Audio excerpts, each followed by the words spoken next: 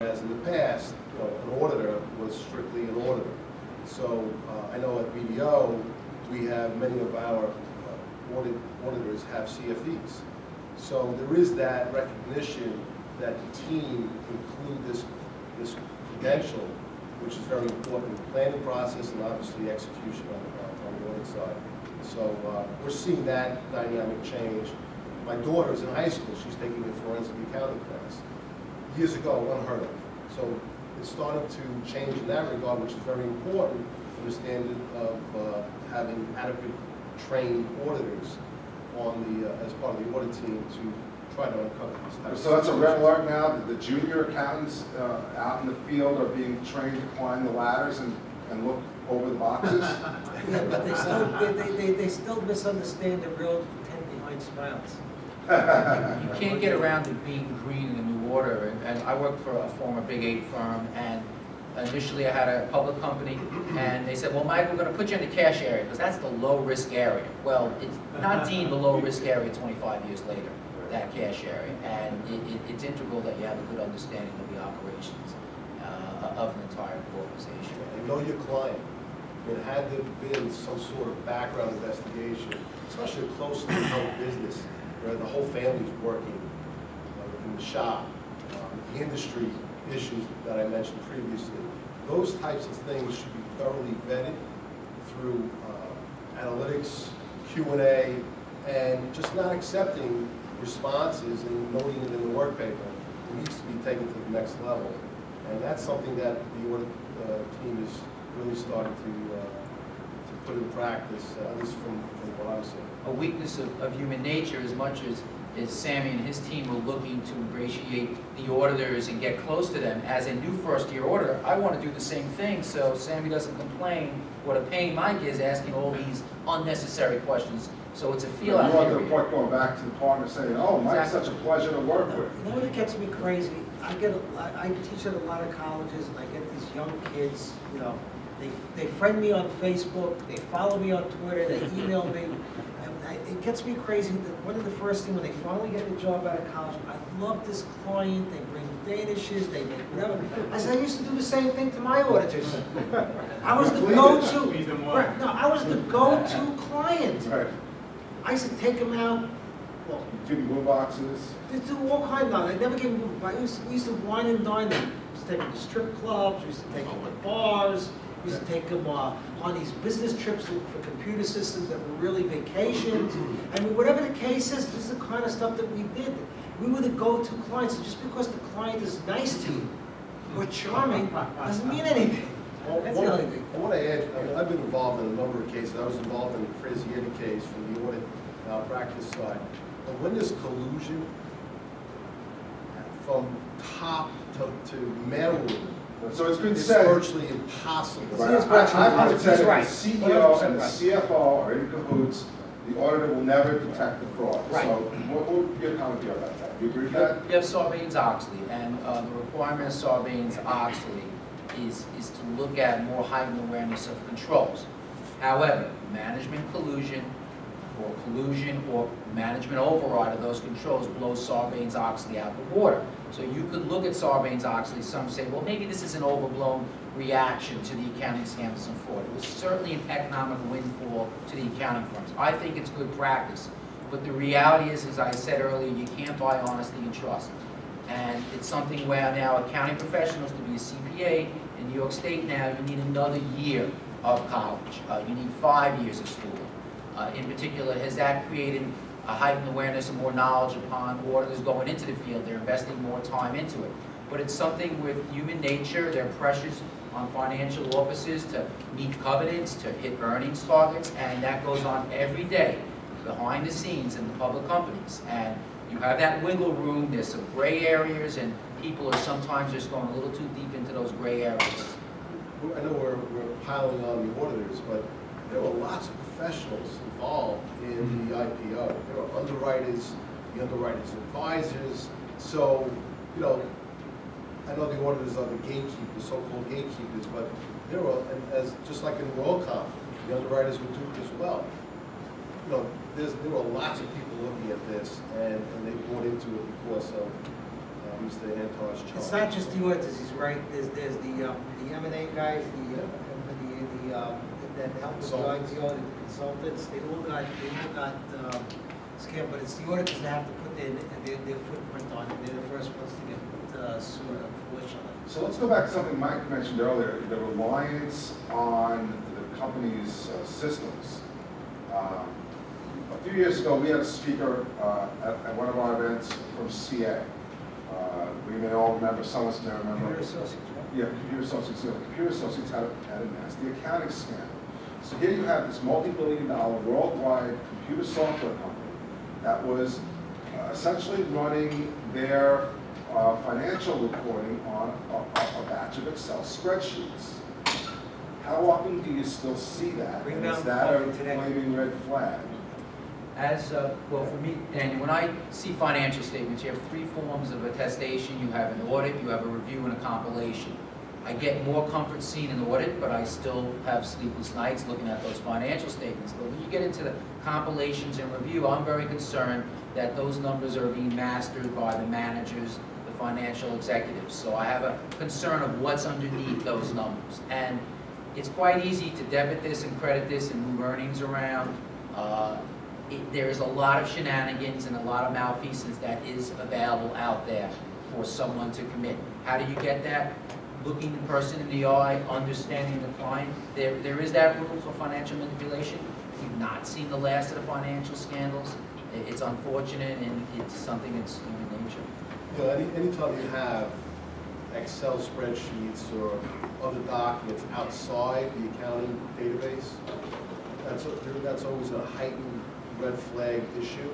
So you would increase your testing, and so, you know, it's been my experience that those types of accounting records are more suspect than the. So what do you do with a company that has grown by acquisition? They may have bought 11 different companies. They're on 11 different accounting systems with no overall enterprise system tying it all together, and they're struggling every quarter to put all their numbers together.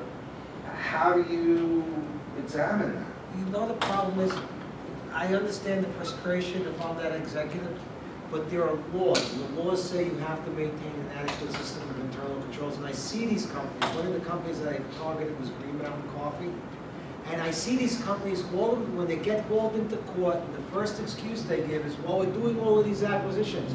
But the law says, you know, you still got to obey by them. Then don't do the acquisitions and obey the laws. It should not be an excuse. It really should not be an excuse. I've seen because that in a one of the couple easiest cases. frauds is fraud through acquisition. Yeah. Those merger costs where they're hung up on the balance sheet and capitalized, certainly stringing out earnings. Your point about acquisitions, I was at a public company as a CFO. We grew from $20 million to $400 million in revenues through 15 strategic acquisitions. And each of these companies we acquired had a different accounting system. So ultimately, we want to bring them onto the same system, but you get resistance from the people you acquired the company through. They still maintain an ownership interest. Each and every situation is different, but certainly I will take a great look at the roll-up strategy, how accounting is bringing these companies online, what systems they're using, what systems they had, and in particular, with the financial statements of the acquired companies previously audited, reviewed, or compiled, and make determinations. The audit trail would be key, obviously, in those situations too.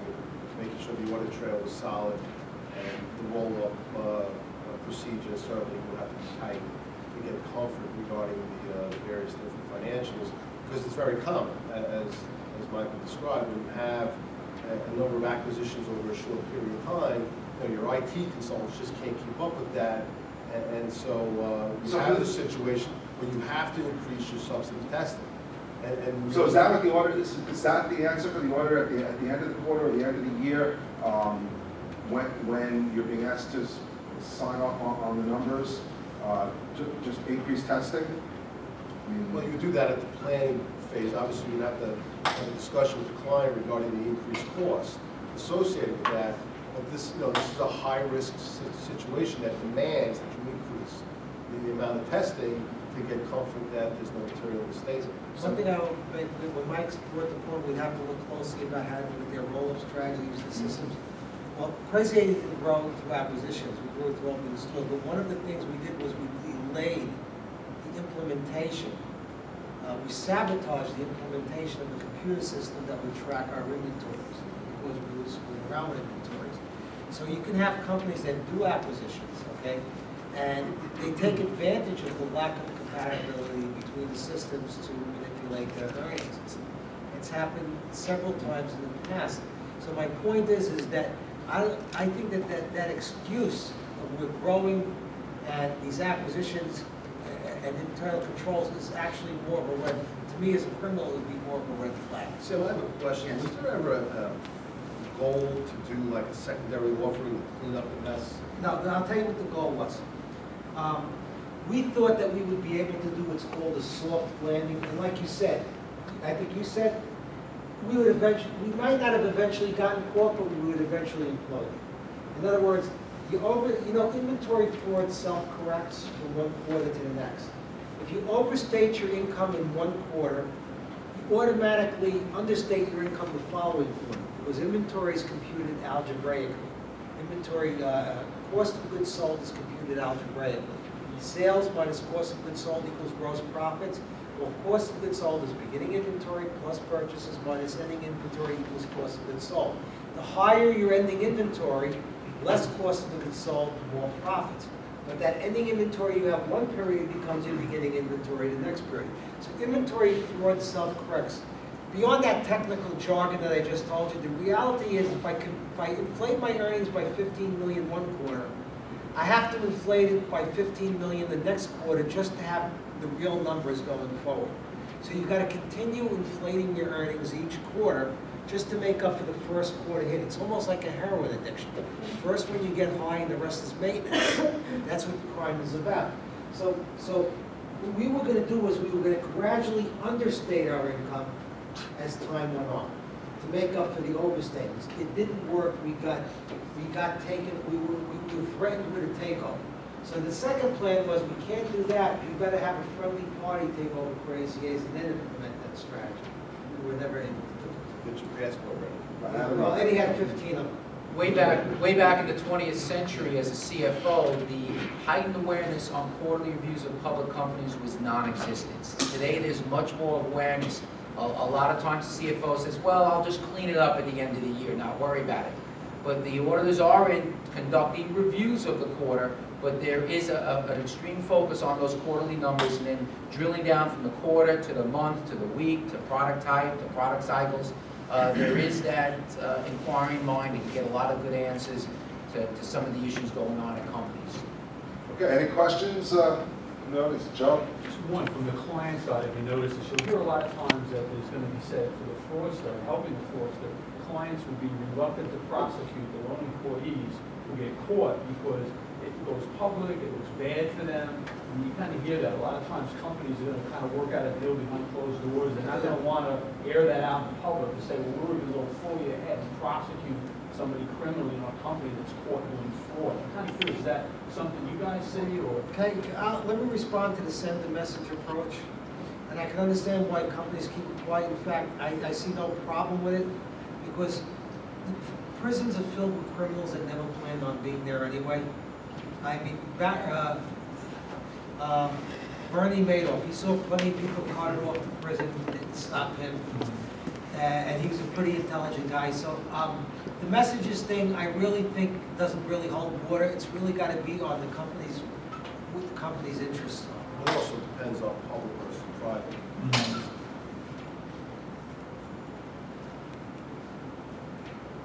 In that. Sam had alluded to the proposal of possibly rotating auditors every 2 years, which public accounting firms may like, may not like, probably don't like. But has there been anybody, especially the auditors in the room, have you had experiences where you're at the point where you're going to walk away from an engagement because you've detected something, you've gone back to the CFO, their interpretation of GAAP differs from yours? Has anybody had any exposure to that where you said, you know what, now that there's increasing responsibility on a CPA, will we walk away from this engagement regardless of what the fee is on it? I mean, it's tough to go back to the managing partner and say, I think we should walk away from this because we're getting a $200,000 fee for this audit. Is there anybody that has any insight to that? Let me just touch on that for a moment. I've seen a situation where the auditors became very uncomfortable with a disclosure or facts that they found out that were an opposite to what they were told by management. And the company was preparing for an acquisition by another company. The auditors said, we're not doing another thing on this audit until you get a special committee in here to investigate what this issue is. So I've seen that instance where they don't necessarily resign right away, but they want the board to address this issue, and obviously the results of that investigation will dictate which direction that they take, either resign or move forward. To any of the panel members, what do you see, or how do you quantify, or how do you understand the effects of, let's say, relatively recent frauds among public companies on the U.S. economy? ACFE says, Association of Certified Fraud Examiners say, I think about $5 of every, I'm sorry, $5 of every $100 in revenue is lost to fraud. There's really no way of measuring it. That's fraud overall. Not only financial statement fraud, but asset misappropriation on that. There's really no way to measure it. There's no way to say it's really $7 or $3. Any other questions? Well, I want to thank Sam Antar and our panelists, Mike Brown and Dan Ventricelli.